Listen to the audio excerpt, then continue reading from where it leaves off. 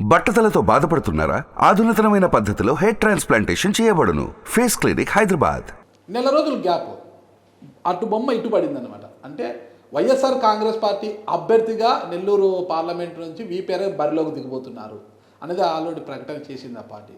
సరిగ్గా నెల రోజులు తిరిగేసరికి అటువైపు నుంచి సూర్యుడు ఇటువైపు పొడిచాడు అనమాట. అంటే టీడీపీ నుంచి ఇప్పుడు బరిలోకి దిగారు మీరు.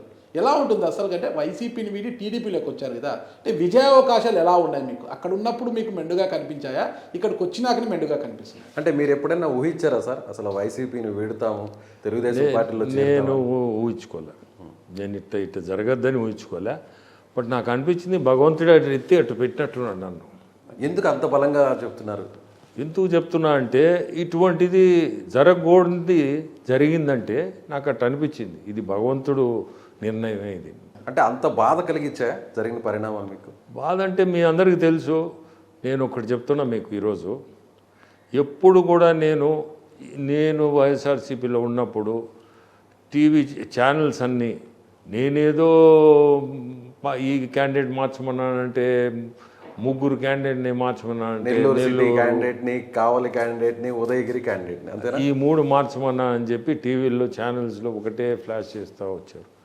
నేను ఎప్పుడు కూడా ఫలానా వాళ్ళని మార్చమని చెప్పలేదు, ఎప్పుడు కూడా అటువంటి కోరిక పోయి కోరలేదు. నేను ఒకటే, మనం కష్టపడాలా, గెలవాలా, ప్రజలకి సేవ చేయాలా. ప్రత్యక్ష రాజకీయాలకి మనం రావడమే ప్రజలకి సేవ చేసేదానికి. సో దానికిగా నేను మనకి క్యాండిడేట్ మార్చకపోయినా నేను ఎప్పుడు అటువంటి కోరికలు లేవు కాబట్టి అది తప్పుడు ప్రచారం. ఓకే, అయితే రాజశేఖర రెడ్డి గారి హయాం నుంచి మీకు రాజకీయాలకు సంబంధం ఉంది. రాజశేఖర రెడ్డి గారు చాలా సన్నిహితంగా ఉన్నారు. ఆ తర్వాత ఆయన తనయుడు జగన్మోహన్ రెడ్డి గారితో ట్రావెల్ అయ్యారు కదా. ట్రావెల్ అయ్యి క్యాండిడేట్గా కూడా అనౌన్స్ అయిన తర్వాత ఏ అంటే అంశాలు, ఏ పరిణామాలు మిమ్మల్ని బాధించాయి? ఎందువల్ల మీరు అటువైపు నుంచి ఇటువైపుకి వచ్చారు? అసలుకి ఏ కారణం చేత అంటారు? అంటే నేను ఇప్పుడే చెప్పాను కదా, నేను ఏ క్యాండిడేట్ని మార్చమని కానీ ఏది అడగలేదు. నెల్లూరు సిటీ క్యాండిడేట్ని మార్చారు, అది పార్టీకి అవసరం వచ్చి మార్చారు. నేను మార్చమని చెప్తే కాదు, పార్టీకి అవసరం వచ్చింది. బీసీ క్యాండిడేట్ని నర్సరావుపేటలో పెట్టాలని, బీసీని పెట్టాలనే ఉద్దేశంతో ఇక్కడి నుంచి నెల్లూరు క్యాండిడేట్ని తీసుకుపోయి నర్సరావుపేట వేశారు. ఆ తర్వాత ఏం చేశారంటే మైనారిటీస్కి ఇవ్వాలని డిసైడ్ చేసుకున్నారు. Okay, good, very good decision. Party has taken a decision. నా స్టాండ్ కూడా నేను వాళ్ళు ఏది చెప్తే మనం పోయేదానికి నేను సిద్ధమే. ఎందుకంటే నేనేం ఎప్పుడు ఇంటర్ఫియర్ కాను వీటిల్లో. ఆ సిచ్యువేషన్లో ఒక మైనారిటీని తీసుకుపోయి టికెట్ ఇప్పించాలని సిట్టింగ్ ఎమ్మెల్యే తీసుకుపోయినప్పుడు అనిల్ కుమార్ యాదవ్ తీసుకుపోయి ఆ క్యాండిడేట్ని ఎమ్మెల్యేగా ఇతన్ని ప్రపోజ్ చేశాడు. నాకు అది తెలిసిన తర్వాత, ఎందుకంటే నేను I'm contesting candidate, MP. So నేనేం చేశానంటే అక్కడికి ఇమీడియట్గా నాకు తెలియగానే ఇట్లా ఏదో తీసుకుపోతున్నా అని నేను అక్కడున్న కన్సర్న్ పర్సన్, ఆయన పేరు ఎందుకు, ఆయనకి ఫోన్ చేసి ఇమీడియట్గా ఇది ఆపండి సార్, రేపు నేను అప్పుడు ఢిల్లీలో ఉన్నా, పార్లమెంట్ నడుస్తుంది, సమావేశాల్లో ఉన్నారు. సో నేను రిక్వెస్ట్ చేశాను, రేపు వస్తాను సార్, కొంచెం దీన్ని ఆపండి, ఇటు వస్తున్నారు తీసుకొని మీరు కొంచెం నేను చూసుకుంటా లేనా అని చెప్పారు. చూస్తే within 15 minutes candidate was decide అయిందని మళ్ళీ నాకు మెసేజ్ వచ్చింది అక్కడి నుంచి. సార్ మీరు ఏమనుకోకుంటే ఆ వ్యక్తులు ఎవరో కూడా, నాయకులు ఎవరో పేర్లు చెప్పగలరు? నేను చెప్తా అది చెప్తా. నాకేమో డిసైడ్ అయిందని చెప్పారు. అప్పుడు తెలియగానే నేను సోకాల్డ్ ఇప్పుడు అక్కడ ఉండే ముఖ్యులందరికీ ఫోన్ చేశా. మీకు పేర్లు చెప్పమన్నా చెప్తాను, నాకేం అందరూ కూడా తెలియాలి. ఆ ముఖ్యులు అప్పుడు రిషి అని IPAC team, okay, then Sajjala Ramakrishna Reddy మీ అందరికీ తెలుసు, దెన్ మిథున్ రెడ్డి ఎవరో మీకు తెలుసు, చెవిరెడ్డి ఎవరో మీకు తెలుసు, ఇంకా కూడా వేరే అవినాష్ అని, ట్రంప్ అవినాష్ అతనికే చేశాను. చేసి మీరు మైనారిటీస్కే డిసైడ్ చేసుకున్నారు, మైనారిటీస్ డిసైడ్ చేసుకున్నాం అన్నారు. ఇవ్వండి మైనారిటీస్కే, రేపు వస్తా నేను. క్యాండిడేట్ని మనం ఒకసారి మాట్లాడి సార్తో నేను మాట్లాడిన తర్వాత అనౌన్స్ చేయండి అని చెప్పాను, రిక్వెస్ట్ చేశాను అందరికీ. నేను చెప్పే సోకాల్డ్ వీళ్ళందరికీ ఫోన్లు చేసి, అంటే జగన్ గారిది మీరు కలిసిన తర్వాత అప్పుడు అనౌన్స్ చేయండి అని చెప్పారు. అంతే, ఓకే. చెప్తే అనౌన్స్ చేయబాకండి, రేపు మాట్లాడిన తర్వాత అనౌన్స్ చేయండి అని చెప్పాను. అనౌన్స్ చేశారు.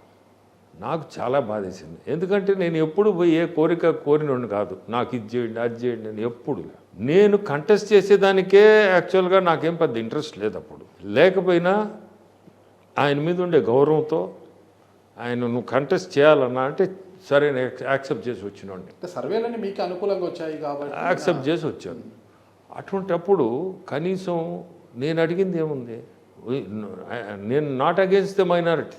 మరి అదే జరుగుతుంది కదా చర్చ. ఇప్పుడు ఒక మైనార్టీకి టికెట్ ఇవ్వడం వల్లే అల్లిగి విపిఆర్ గారు వెళ్ళిపోయారు అని మీ ప్రత్యర్థి ఆరోపిస్తున్నారు. ఇప్పుడు ఏదో ఒకటి చెప్పాలి కదా, ఒక మనిషి మీద ఏదో ఒకటి బురద చల్లితేనే కదా ఇంట్రెస్టింగ్ సబ్జెక్ట్ అయ్యేది. ఇప్పుడు మామూలుగా నేను చెప్పేది నాకు ఫ్యాక్ట్స్ చెప్తున్నా, నేను అబద్ధం చెప్పటం లేదు, ఫ్యాక్ట్స్, ఇవన్నీ ఫ్యాక్ట్స్ చెప్పినప్పుడు they didn't bother also. So నాకు అనిపించింది దే డోంట్ వాంట్ మీ.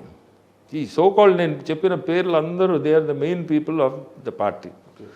వాళ్ళు they can take a decision. వాళ్ళేం ఇదేం పెద్ద ఇష్యూ కాదు కదా. నేనేం చెప్పాను, మైనారిటీస్కే ఇస్తాం, బట్ ఒకసారి నేను వస్తాను, వచ్చి మాట్లాడిన తర్వాత చేస్తామని అనౌన్స్ చేశారు. అనౌన్స్ చేయొద్దు అనే రిక్వెస్ట్ చేసింది, చేస్తారు. నాకు అక్కడ చిన్న అనుమానం, ఇంతమందికి చేశారు కదా సార్. విపిఆర్ గారు డైరెక్ట్గా జగన్ గారితో మాట్లాడేంత సన్నిహితం ఉన్నా ఆయనకు ఫోన్ చేసే అవకాశం రాలేదా? అట్లా నేను ఎప్పుడు చేయను, ఎప్పుడు చేయలేదు కూడా. Okay okay sir. డైరెక్ట్గా ఫోన్ చేసి ఓకే, ఎప్పుడైనా వీళ్ళ ద్వారానే. ఇవి ఓఎస్డి గారు ఉన్నారు, కృష్ణమోహన్ రెడ్డి అని, అతని ద్వారానే నేను మాట్లాడింది. అంటే మిమ్మల్ని అగౌరవపరిచారు, కనీసమైనటువంటి గౌరవం కూడా ఇవ్వలేదు అనేటువంటి ఉద్దేశంతోనే ఆ నిర్ణయం? అదే వేరే కారణం ఏం లేదు నాకు, ఆయన మీద ఏమి నాకు ఇది లేదు. వీళ్ళు అందరూ కలిసి నన్ను పంపించాలని డిసిషన్తో చేశారు. అది ఎందుకు అసలు మిమ్మల్ని పంపించాలని? ఈ సోకాల్డ్ ఈ కోటరీ వీళ్ళందరూ ఉన్నారు కదా, వీళ్ళ ఇంట్రెస్ట్ నన్ను పంపించాలి బయటికి. మీరు పార్టీలోకి వచ్చినప్పటి నుంచి కూడా అంటే జగన్ గారితో మీకు వాళ్ళ నాన్నగారితో ఉన్న అనుబంధం వల్లనో ఇతర కారణాల వల్లనో మీకు క్లోజ్ యాక్సెస్ ఉండింది, మీకు ఒక ప్రత్యేకమైన ప్రధానమైన ఇది కూడా ఉండేది ఆయన దగ్గర అంటుంటారు. అంటే సజ్జల గారు మాత్రం మిమ్మల్ని ఎప్పుడు ఒక విలన్గానే చూసేవారు. అంటే మీకు జగన్ గారికి అంత క్లోజ్ ర్యాప్ ఉండడము, డైరెక్ట్గా మీరు జగన్ గారితోనే ఉండడం అనేది నచ్చలేదు ఆయనకు. ఒక విలన్గా మేబీ నచ్చకుండా, నేను చెప్పే వాళ్ళందరికీ నచ్చకుండా పోయి ఉండొచ్చు. ఎందుకంటే ఎవరన్నా నేను చెప్పిన పేర్లలో ఒకరు నన్ను సపోర్ట్ చేసి ఉంటే అతనైతే గ్యారంటీగా వెయిట్ చేసి ఉండేవాడు. మరి ఈ సబ్జెక్ట్ మీరు విజయసాయి రెడ్డి గారితో డిస్కస్ చేసింది లేదా? విజయసాయి రెడ్డితో నేను చేయలేదు, ఆయన ఢిల్లీలోనే ఉన్నాడు. ఓకే, బట్ అతనికి చెప్పాను, సబ్జెక్ట్ అయితే చెప్పాను, బట్ దాన్ని ఆయన కూడా అంత ఇంట్రెస్ట్ తీసుకోలే. ఎందుకంటే అక్కడ అతని పరిస్థితి కంటే నేను చెప్పిన పేర్లే ఇంపార్టెంట్, ప్రయారిటీ ఉంది. ఓకే. అంటే అప్పటికి ఆయన రీజనల్ కోఆర్డినేటర్గా కూడా ఉన్నారు కదా?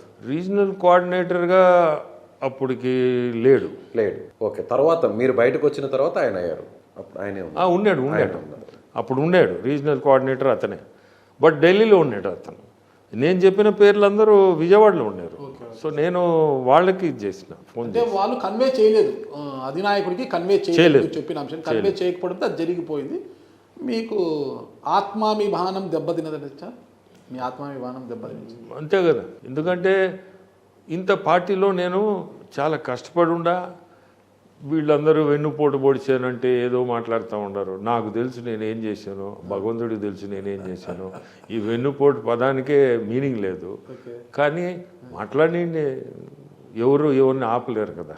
సుమన్ టీవీలో మీ పర్సనల్ అండ్ బిజినెస్ ప్రమోషన్స్ కోసం కింది నెంబర్కి కాంటాక్ట్ చేయండి.